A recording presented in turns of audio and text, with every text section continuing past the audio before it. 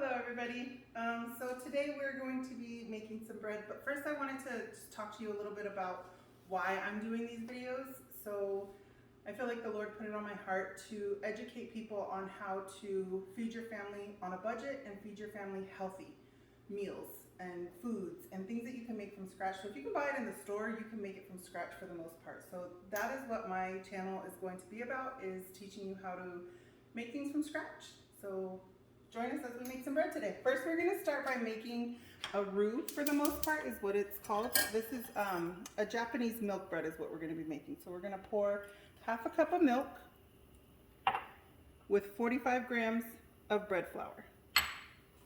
And we're just going to mix this up and cook it until it becomes thick.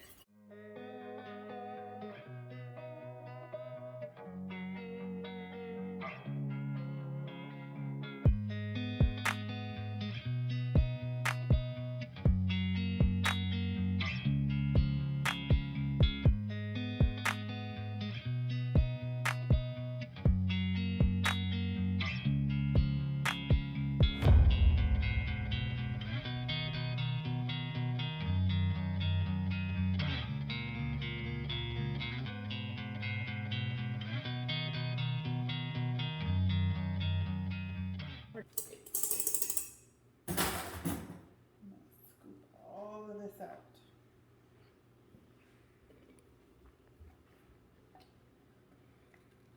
So while I'm doing this, I also really want to encourage you guys, like, as you can see, I was born with one hand, so if I can do this, anybody can do this. It's really easy. You just have to get in the kitchen and start experimenting with things and let nature take its course.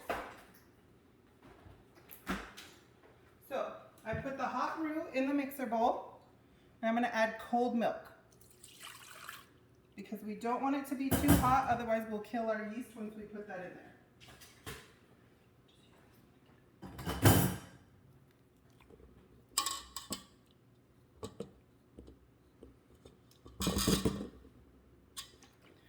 So you can see it's all in there. We want to kind of break this up a little bit and mix it in with the milk.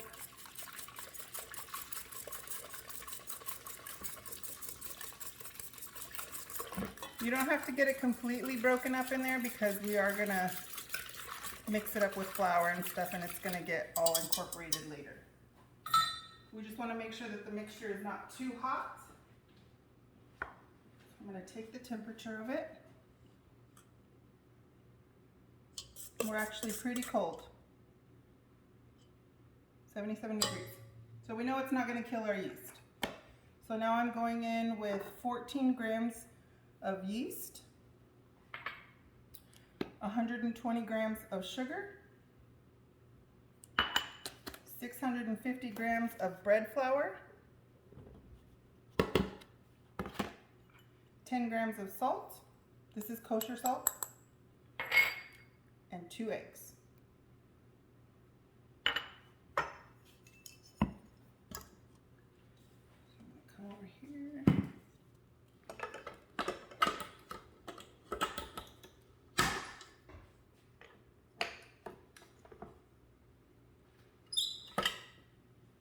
And you just want to let it go. Let this mix for about 5 minutes until it comes like a homogeneous dough. And then we're going to add 8 ounces of room temperature butter.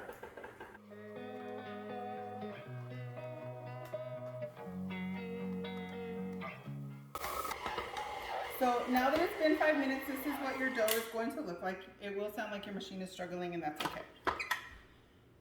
So it's dense, it's not very glutinous just yet, but we don't want it to be at this point. So now we're going to take our 8 ounces of room temperature butter.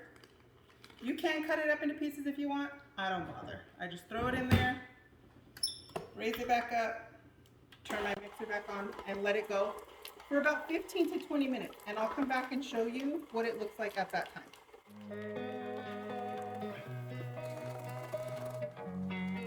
If you notice your dough is like this, let the mixer go down and let the dough fall off the hook, or you can even stop it and take the dough off the hook, because sometimes it's hard for the butter to be incorporated. Now we're going to raise Turn it back on. We'll just keep dropping it, letting it fall off. And we'll eventually mix all of that butter back in. I'm impatient, so this is what I do. But you can wait and it will incorporate by itself. But I want it done now.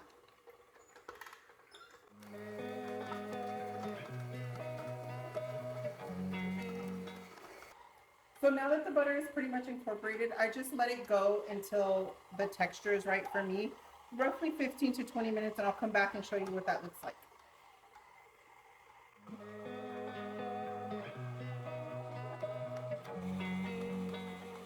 Okay, so the mixer has been going now roughly about 40 minutes this time.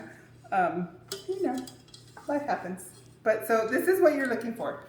You want it to be really soft, and if you gently stretch it, you'll get to the point what we call window pane, so you'll be able to see through it without it ripping. See, you can see my finger through it. That's what we're looking for. So now what we're gonna do is we're gonna take it out of this bowl, we're gonna put it in another bowl, I'm gonna spray it lightly with some avocado oil, and then we're going to take this out. Maybe.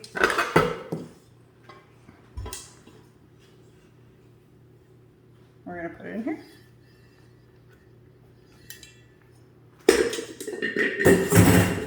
And I'm just gonna turn it over so that it's all coated with avocado oil. Spray the top just a bit.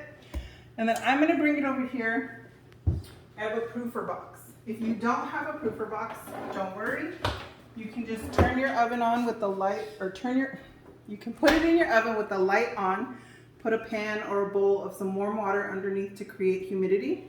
So what I have in here, I have it set to 82 degrees with a little bit of water in there. So it's gonna create that moist environment that bread loves. We're just gonna set it in there, put the lid on, and we're gonna let it proof until it's about double in size. And we'll come back then. Okay, so I lost my camera person, but this is what you're looking for. You want it doubled in size. And now what we're gonna do is we're gonna knock it down, take all the air out that we can.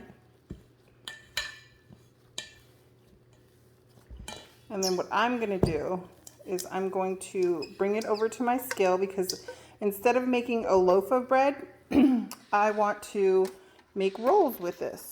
So we're gonna turn that on, wait for it to tear, and then we're gonna weigh the entire mass of dough. So we have 1,353. Grab my trusty calculator over here, because I can't do mental math sometimes. So 1,353 divided by, let's say we want to go for 24. Those are going to be a little big, 56 grams. So we have 13, oh, now it moved, it's 1,355 divided by 30. We'll go 45 grams per roll. So give me a second and I will show you what that looks like. Okay, so I just weighed out a couple. These are each 45 grams. So what you want to do is you want to grab in your hand like this, and you just want to circle, circle, kind of tight. You want your hand to be tight. And just in a tight little circle. So when you're done, your roll will look like this.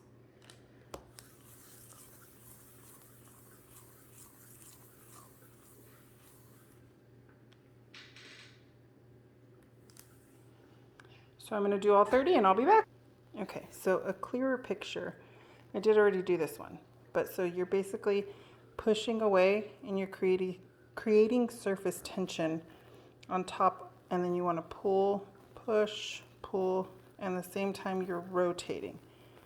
So you can see. And you just want to get tighter in your circles.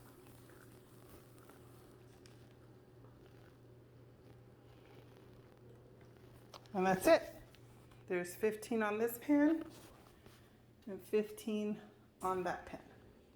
So this is kind of what you want your setup to look like. You want your pans to be in there, and if I can get this under, you want it to create humidity.